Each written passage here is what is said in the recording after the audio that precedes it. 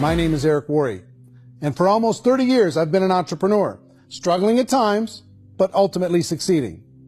As a best-selling author, speaker, and business owner, I've spent my entire career helping millions of people around the world to become entrepreneurs. And I believe strongly that there is, in fact, a better way when it comes to how we make a living. The career landscape has changed dramatically, and many are still working in a model that is completely out of date. What worked for previous generations isn't working as well for people today. In this film, we're going to explore 3 important questions. First, what's really going on in our working world today? Second, in this new economy, is it better to become an entrepreneur, or is it safer to work for someone else? And third, if a person decides to become an entrepreneur and start their own business, how can they do it without taking on massive risk? To help in this journey, I've brought together some of the greatest experts and thought leaders in the field of entrepreneurship to share the real facts with you. My intention is to give you new information that will allow you to make choices that are not limited by an old, outdated model. Let's start by understanding what's going on in our working world today.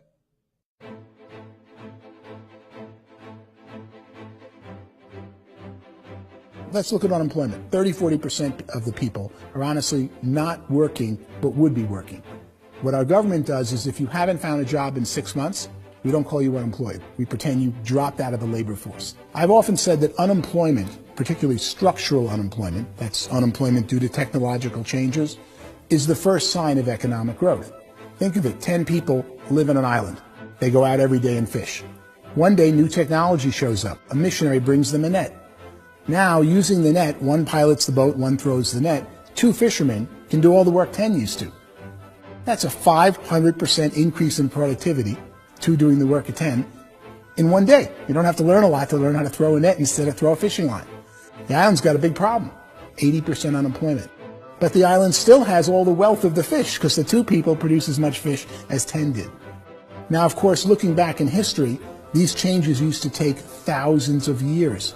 And during that time, we went into farming and transportation. Some of us became doctors and some teachers and lawyers, and we developed all these new professions and new manufacturing jobs.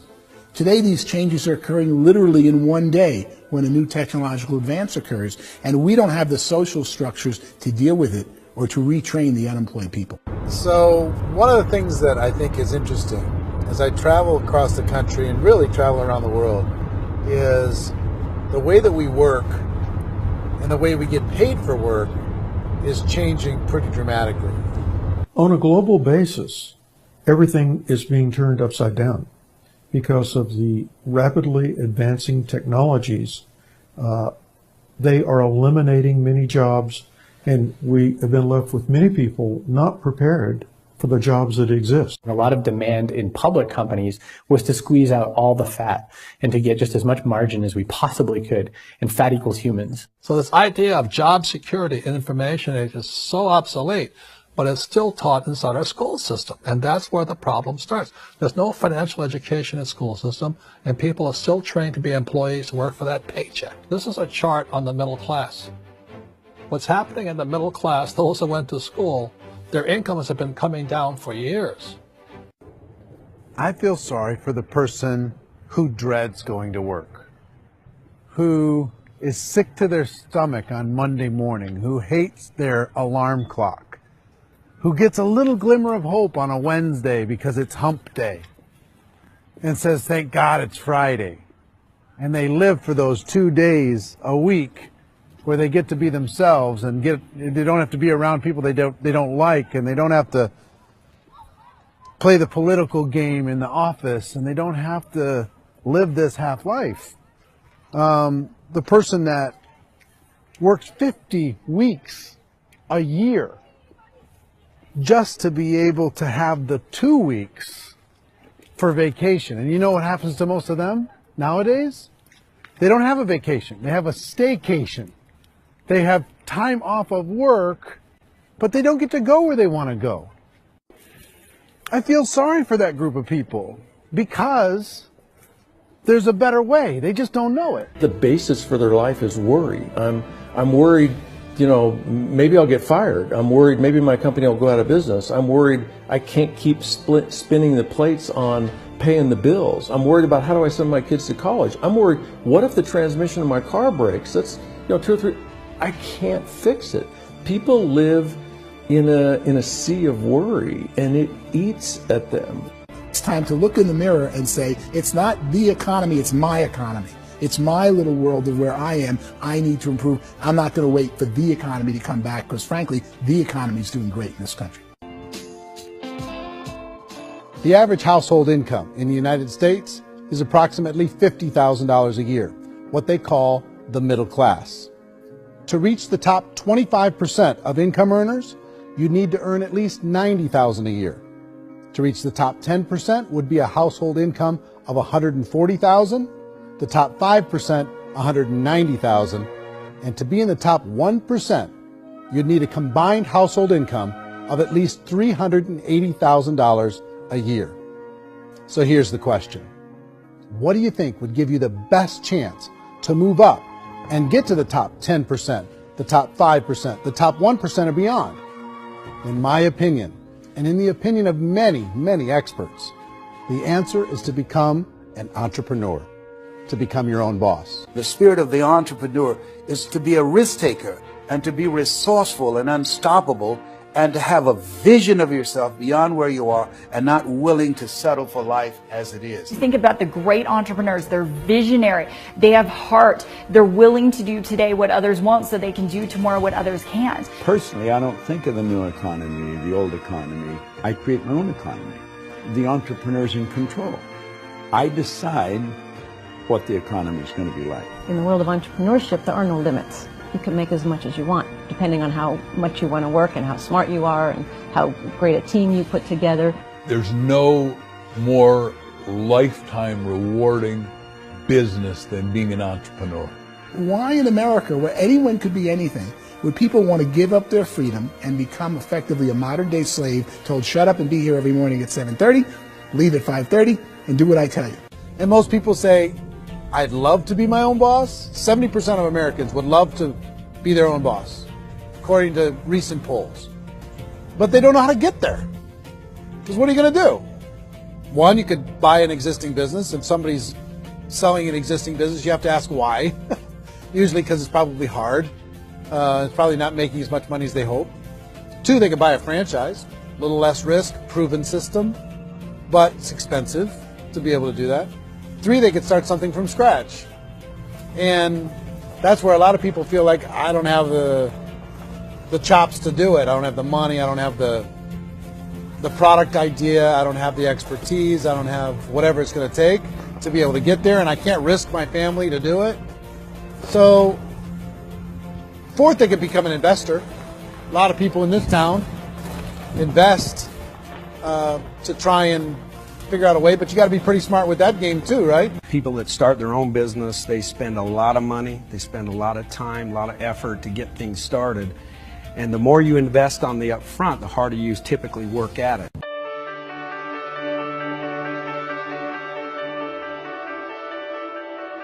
In our search for a better way to make a living, we've come to the conclusion that becoming an entrepreneur is actually safer than being an employee. And through our look at the entrepreneurial options, one particular path kept coming up from expert after expert. And I think most people will find it surprising because it's certainly a non-traditional business model. That model is for people to start their own business and become an entrepreneur through the creation of a network marketing business. Some people call it direct selling because the product is being sold directly from the manufacturer to the end consumer, cutting out the middlemen. Other people call it multi-level marketing, or MLM, because there are multiple levels of commissions paid. The most common term today is network marketing, because network marketing best describes using a large group of independent distributors, independent entrepreneurs, to move a product or service more efficiently. So my friend here, Donald Trump, and I, we always write about the network marketing industry. And the reason we support the network marketing industry is because it really is a business school for entrepreneurs. Because most people come out of school looking for a paycheck. Oh, that's terrible. I went to network marketing like that. I think if it didn't exist, we should invent it. It is that good. I think direct selling is a great way to do business today. It's very easy to get into that industry, and you can be self-employed, be, in effect, an entrepreneur. A traditional company will spend up to 50% of their total revenue on marketing. Network marketing companies use a different approach. Instead of having all that extensive marketing expense, they utilize a network of independent distributors to do the marketing for them. Now, why do they do this? First, because word-of-mouth advertising is so much more effective today than traditional media advertising. Second, some products need to be explained or demonstrated, and an independent salesperson can do that more effectively than an ad campaign. Third, it's completely efficient. The company only pays for the marketing of their product if a sale happens and not before. Imagine if Amazon allowed you to become an independent distributor and paid out 40% of its revenue to that distributor group. All you had to do as a distributor was recommend a product, and if a person bought it on Amazon, Amazon would take care of all the logistics, and you'd get paid for bringing the customer. Now imagine you got paid for every purchase that customer made for the rest of their lives. Well, Amazon doesn't offer this option, but network marketing companies do. 85% of all buying decisions in our society are made as a result of word of mouth or reputation. We're recommending things to each other all the time. You know, who's your dentist? Who's your doctor? Who's your lawyer? What detergent, are you using? What legal system are you using? What product are you using? We're talking to each other about the things that we love anyway. When you go into a big box retailer, you're lucky if the clerk looks you in the eye, much less gives you any detailed or accurate information about what you're purchasing. So of course, this personal information, this education coming from a friend, a neighbor, a relative, or even a stranger, but one who has experience with the product is extraordinarily valuable. As a matter of fact, network marketing can educate consumers probably better than any other form of marketing.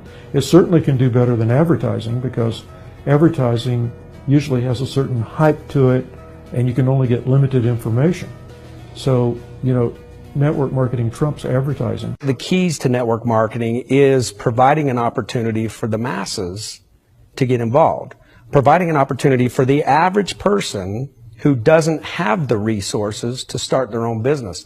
All of this so far is fairly straightforward, but network marketing offers another benefit, and it's this benefit that makes it so interesting for entrepreneurs. Network marketing allows a distributor to build their own network of other distributors and then compensates them on the sales created by that entire group. Direct selling is, at its base, very simple. It's the sale of a product or service to an individual on a face-to-face, one-on-one basis, just the way we're talking right now. But there's an important element as well, and that's the offering in conjunction with that sale of product, the offering of an opportunity for someone to make something of themselves.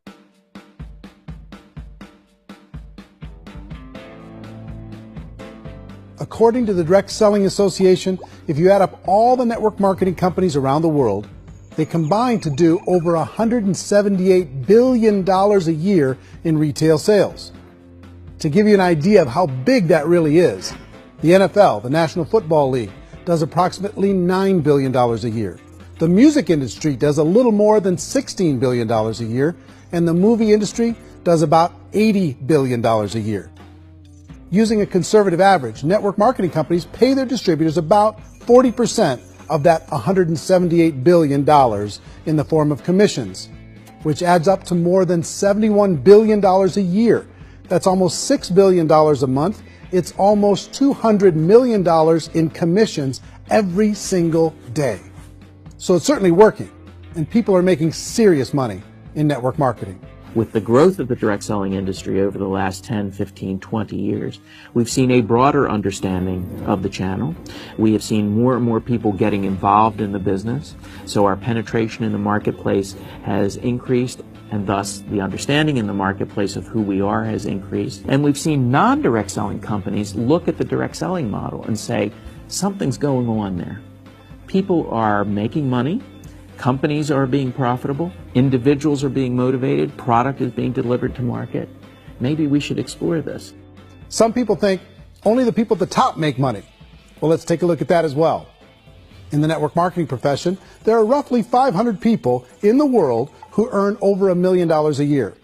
If you round that number up to $2 million a year, that adds up to about $1 billion a year. That takes the $71 billion paid out each year down to $70 billion. So where does the rest of the money go? The vast majority goes to part-time people making anywhere from a few $100s a month to many thousands of dollars a month. It goes to people who choose to make it a full-time career move and earning even more than that. Every day, people are using the money they earn through network marketing to pay off debt, have more fun, and improve the quality of their lives. Everyone I know in network marketing has been doing that since the 50s.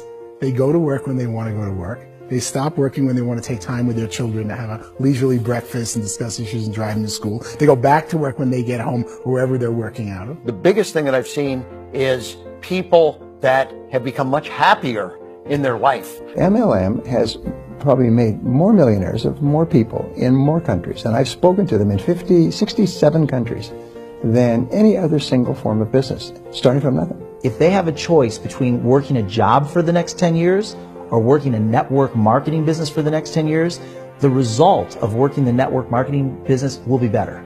How many people are involved? Approximately 16 million Americans and 96 million people around the world are currently participating in network marketing. And in a recent poll, 82% of those people report a good, very good, or excellent experience with network marketing. So people are happy.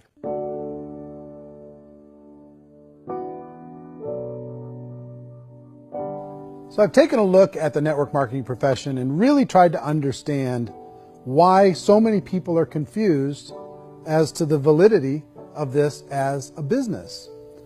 One is this pyramid shape. People get really messed up with this pyramid. Oh, it's one of those pyramid things. So I just think there are a lot of haters out there who really don't understand the industry and say, oh, it's a get-rich-quick scheme. It's a pyramid. Well, corporate America is a pyramid scheme. You know what I mean? It goes like this. You have thousands of MBAs, let's say working for Ford or General Motors or Coca-Cola. If all these MBAs are all trying to get to here, that's a pyramid. Only one guy's going to make it. Every 10 years, one's going to make it. Whereas you look at network marketing, it's like this. So you're here, and your job is to develop other CEOs coming up behind you. So it's an inverse pyramid. It doesn't matter what shape the company is or the compensation plan is shaped, whether it's a circle or a pyramid or a triangle or a trapezoid, it doesn't matter. If compensation is coming primarily from recruitment, then you've got a problem.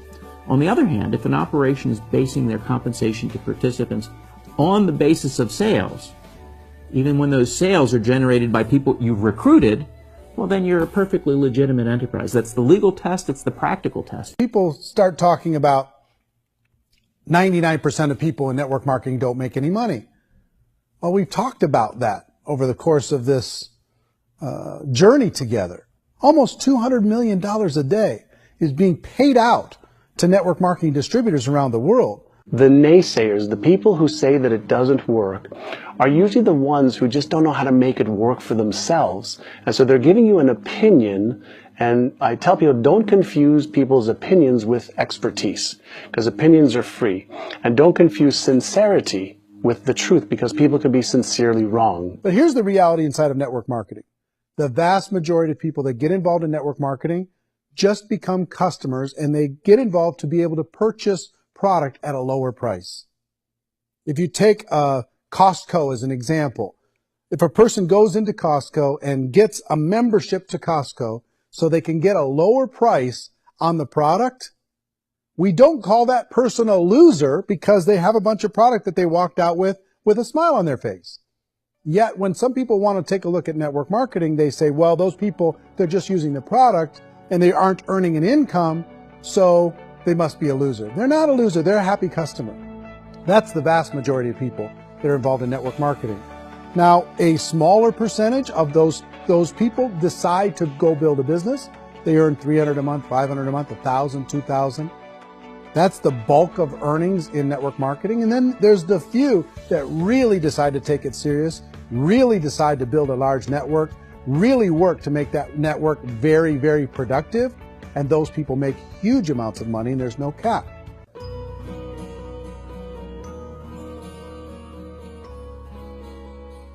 It's light years better for people starting today than it was even 5 years ago. I think it's more widely accepted now, and people understand it is a business. It is being an entrepreneur. It is being a business owner. Our belief system is based upon our evaluation of something, and frequently if we reevaluate a situation, our belief about that situation will change. The industry has changed and it's grown up. It's totally transformed. You've got young people today that have grown up with social media, and they understand networks. They understand how people are connected through technology, and they understand how money flows through those networks. So when they see network marketing, they don't see it the way their parents saw it. It's like when they design a computer program, they design the program, then they run it, and then they go back through and they debug it. The MLM industry has been debugged. This is the day of being virtual, being able to run a business from your mobile phone. I mean, it's incredible. Companies are getting smarter. They're implementing more consumer protections. They're implementing more compliance training. They're doing more with respect to product research. If you do get involved and you make purchases of inventory, even on a voluntary basis, if you decide that this business is not for you, you can leave and have that inventory repurchased by the company. There's no other business that offers that kind of protection on a voluntary, self-regulatory basis.